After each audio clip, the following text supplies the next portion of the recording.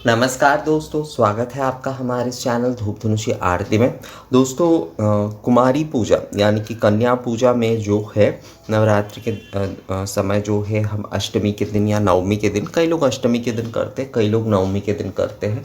तो ये आप अपनी परंपरा अनुसार जो है कर सकते हैं, समस्या नहीं है। बहुत सारे लोग जो है, अगर उत्तर भारत में देखा जाए तो वहाँ पर नवमी के दिन करने का चलन ज़्यादा है, जबकि पूर्वी भारत में जो है अष्टमी के दिन किया जाता है।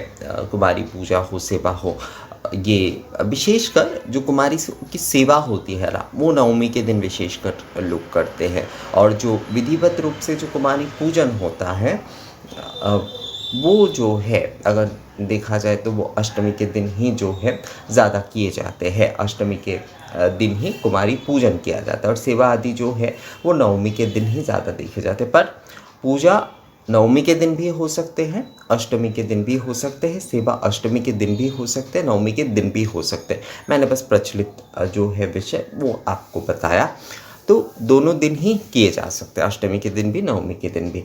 तो कुमारी पूजा में जो है, कुमारी पूजा में हमें कुमारी माँ को जो है क्या हमें धूप नैवेद्य भी देना चाहिए? तो अवश्य देना चाहिए, क्योंकि कई समय हमारे मन में ये एक प्रश्न उठता है कि कुमारी रूप में, हम कन्या रूप में जो है माँ को सामने बैठाकर उनके पूजन कर रहे हैं, तो क्या हमें उन्हें धूप नैवेद्य आदि देने की आवश्यकता है या नहीं? तो बिल्कुल आप दे सकते हैं, उसमें किसी भी प्रकार की कोई समस्या नहीं है, बिल्कुल आप दे सकते हैं। और जब आप चित्र में यानी कि माँ के विग्रह या चित्र में ही माँ को कुमारी रूप में देखते हुए ये जो है आप उनके पूजन कर रहे हैं, कुमारी पूजा कर रहे हैं, तो तब तो आप दे ही सकते हैं। जब आप कन्या को जो है सेवा कर रहे हैं तब भी आप जो है धूप नैवेद्यम दे सकते हैं। अब क्योंकि वो कन्या है तो बच्ची है, तो बहुत समय तक जो है धूप नैवेद्य जो आप देंगे उसे आपको बहुत समय तक जो है जलाकर रखने की आवश्यकता नहीं है। आप कन्या के सामने जो है उस धूप को रखते हुए जो है उसे निवेदन करिए, निवेदन मंत्र से, और जो है उसे घुमा दीजिए, उसे जो है 7 बार जो है घुमा दीजिए, और इसी से ही जो है आपका धूप नैवेद्यम जो है वो पूर्ण हो जाता है।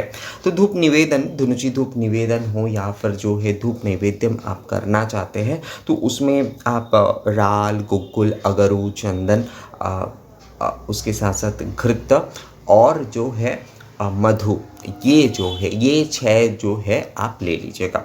तो धूप नैवेद्यम अगर आप कर रहे हैं तो उसमें राल यानी कि पीत धुना, गुग्गुल, चंदन, अगरू और उसके साथ साथ घृत और जो है मधु जो है, ये 6 द्रव्य लेकर जो है आप धूप नैवेद्यम कर सकते हैं। आप माता रानी के कन्या रूप को जो है इसके माध्यम से धूप नैवेद्यम कर सकते हैं। और धूप निवेदन में भी यही सारी सामग्री जो है आप प्रयोग कर सकते हैं।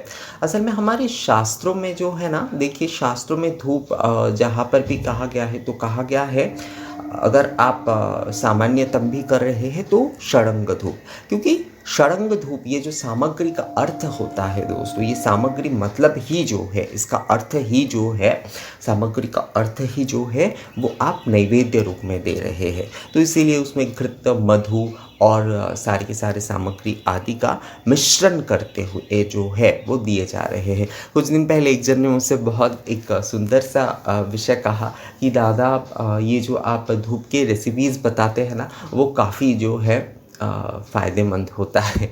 तो हाँ, ये रेसिपी ही है एक प्रकार से, अगर आज की भाषा में हम कहें तो ये रेसिपी ही है। हमारे शास्त्र में जो है देवताओं के धूप नैवेद्य के लिए जो है इस विषय को कहा, मतलब इस रेसिपियों को जो है कहा गया है। तो इन सामग्री आदि से जो है हमें हमेशा जो है हर पूजा में हमें निवेदन करना, हमें जो है धूप नैवेद्य रूप में जो है अवश्य रूप से निवेदन करना चाहिए। तो कुमारी पूजा में भी जो है बिल्कुल आप कुमारी माता को जो है आप धूप नैवेद्यम जो है वो आप निवेदन करिए, और धुनुची धूप भी आप निवेदन करिए। तो उसमें आपको राल, गुग्गुल, अगरू, चंदन, घृत और मधु, ये 6 प्रकार के जो है वो आपको ले लेने हैं और ये आपको जो है निवेदन करना है। देखिए एक विषय मैं आपको यहाँ पर ना बता दूँ अगर आप जो है केवल धूप निवेदन कर रहे हैं तो उसमें आप केवल जो है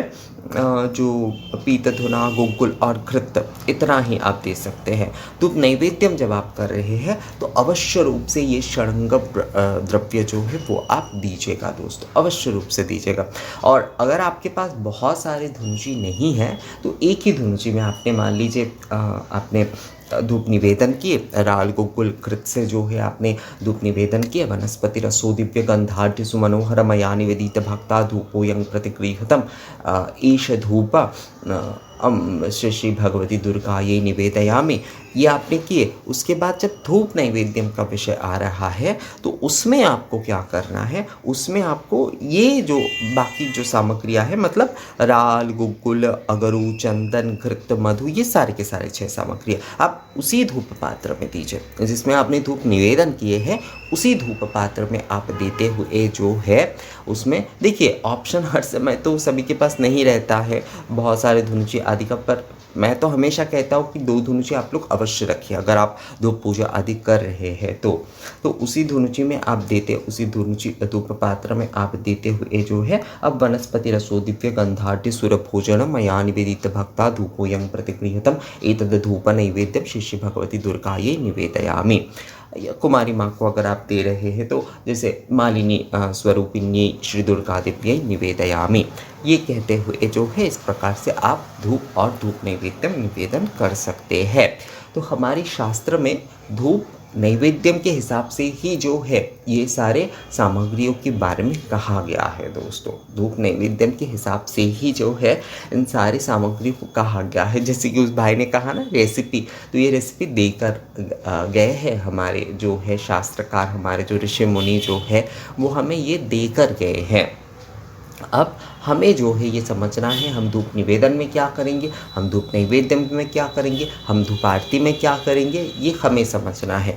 तो हम धूप नैवेद्यम के हिसाब से ही ये कह कर गए हैं इन सामग्रियों को, तो इसीलिए जो है हमें इन सामग्रियों से अवश्य रूप से हर पूजा में ही जो है धूप नैवेद्य प्रदान करना ही चाहिए। ये विषय जो है आप लोगों को समझ लेना चाहिए कि धूप नैवेद्यम जो है वो आवश्यक रूप से देना ही चाहिए। अगर आप विशेषकर धूप पूजा कर रहे हैं तो अवश्य रूप से। तो नवरात्र के कुमारी पूजा में भी जो है राल गुग्गुल अगरू चंदन घृत और मधु से जो है आपको धूप नैवेद्यम माता को प्रदान करना है। तो ये वीडियो कैसा लगा आप लोगों को दोस्तों, मुझे कमेंट्स करके या फिर मेल करके ज़रूर बताइएगा। मिलते हैं आपसे अगले वीडियो में, तब तक के लिए नमस्कार।